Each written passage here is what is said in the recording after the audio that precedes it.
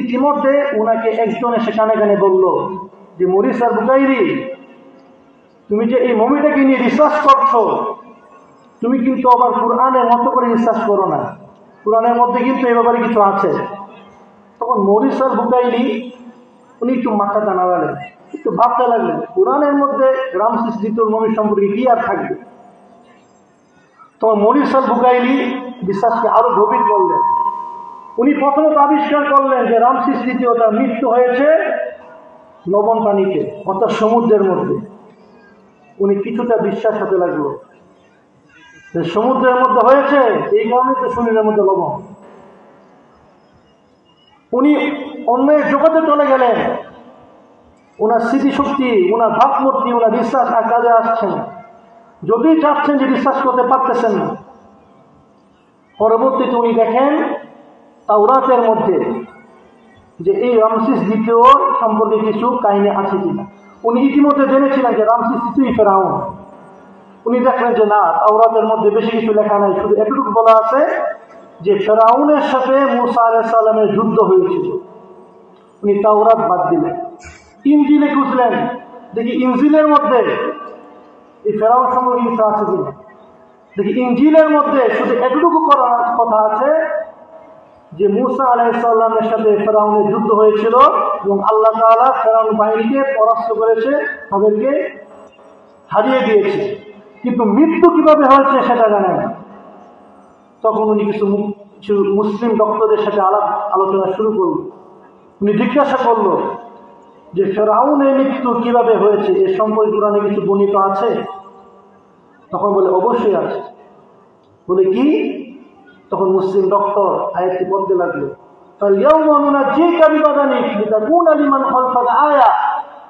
হে ফেরাউন, আজকে আমি তোমার এই লাশকে সংরক্ষিত রাখবো, এই কারণে যেন পরবর্তীদের জন্য এটা নিদর্শন হয়ে যায়।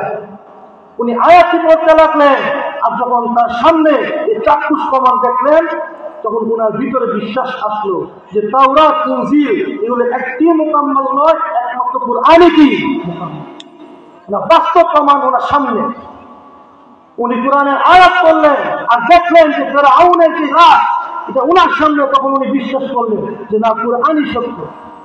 উনি কিতাব লিখলেন, the modern science between the Bible and the Quran, এবং ওইটার মধ্যে উনি কোরআনি সায়েন্স এই বিষয়ে অনেক কিছু লিখেছেন। দেখেন, যারা কোরআন নিয়ে রিসার্চ করেছে এরা বাধ্য হয়েছে কোরআনের প্রেমে পড়া, এরা স্বীকার করতে বাধ্য হয়েছে Quran one of the most miracle in this আর্থ।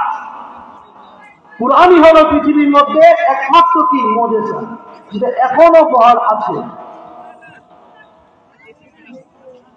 আমরা কোরআনের তাফসীর করি এবং এরকম ভাবে তাফসীর করি, আমরা অনেকেই মনে করি যে কোরআনের মধ্যে মনে হয় দুনিয়া এবং আখিরাত এই দুটি সম্পর্কেই তাফসীর আছে, আর কোনো কিছু নাই।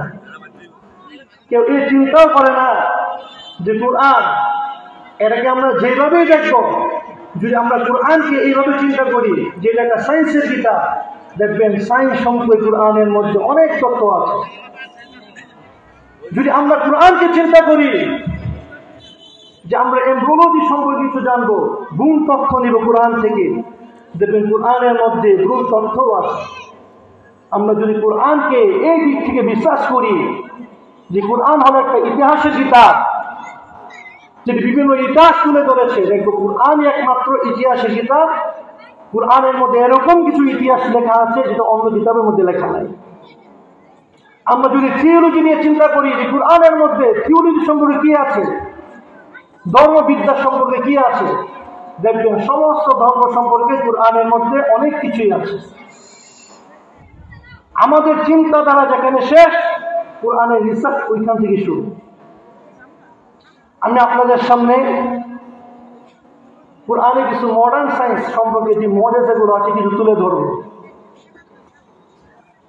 আজ থেকে প্রায় 100 অথবা 200 বছর আগে বিজ্ঞানীরা কিছু থিওরি আবিষ্কার করেছে এবং অনেকে এই থিওরিগুলো শোনার পর তার এক একজন বিজ্ঞানী রপ্ত হয়ে গিয়েছে এবং তারা এও বলেছে যে আজকের বিজ্ঞান কতই না উন্নত, আজকের বিশ্ব কতই না আধুনিক, আর আমরা সেকেলে পড়ে আছি। এটা অনেকেই বলেছে। বিজ্ঞান আবিষ্কার করেছে যা থিওরি অফ বিগ ব্যাং, এই পৃথিবীটা কিভাবে সৃষ্টি হলো। তখন তারা রিসার্চ করে দেখেছে যে পৃথিবী এটা আগে কি ছিল, জমাট ছিল, জমাট।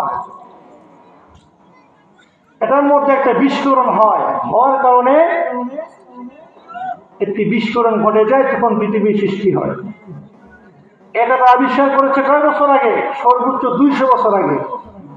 অথচ আল্লাহ তাআলা কুরআনে বলেন, أولم ير الذين كفروا أن السماوات والأرض كانتا رتقا ففتقناهما। তারা কি দেখে না? الذين كفروا, যারা কাফের, أن السماوات والأرض, যে আসমান এবং জমিন, كانتا رتقا, এই দুইটি ছিল জমাট, ففتقناهما, আমি এই দুইটিকে বিচ্ছিন্ন করে দিয়েছি। সুবহানাল্লাহ বলুন। যে থিওরি মডার্ন সায়েন্স আবিষ্কার করেছে 200 বছর আগে, সে থিওরি আল্লাহ তাআলা 1400 বছর আগে এই কুরআনের মধ্যে লিখে দিয়েছে। বিজ্ঞানের আরেকটা